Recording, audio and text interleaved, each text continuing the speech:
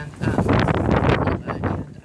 the significance of this site is right over yonder is where Candice Milligan was attacked in November, and her life changed forever just outside of this gate. And so I want to introduce to you to Candice Milligan. Yep.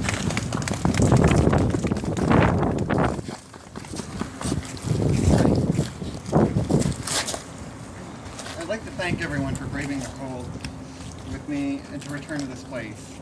This is the first time I've been here since my attack, and I couldn't think of a better way to honor Leelah, honestly.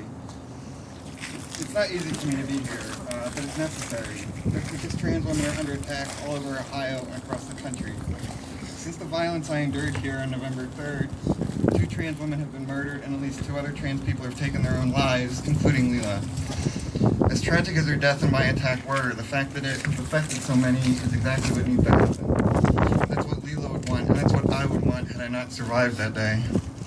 For those of us inside the community, stories like Leelah's and mine are an everyday occurrence, and Ohio seems to see more than its fair share. Because of stories like ours, 4 trans women who were murdered brutally here in the past 2 years, Ohio has developed a reputation for being an unsafe place for trans women.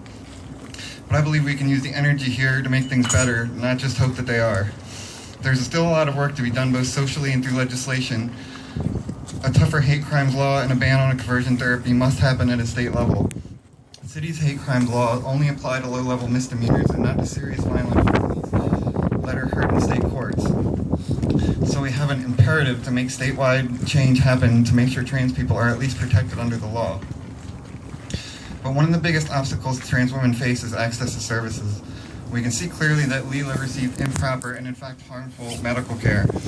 It can be difficult for trans women in this area to find proper transition-related care, and we usually have to travel to get it. Laws like the one in Michigan that allows emergency personnel to refuse service to anyone set a dangerous precedent. Many of us would not be faced with these situations if we had adequate employment. Stable employment will help trans people get into stable housing and out of potentially dangerous living situations. I believe what I've seen since my attack that we can make Toledo better for all these things. If we work together, we can make Ohio a safer place for everyone.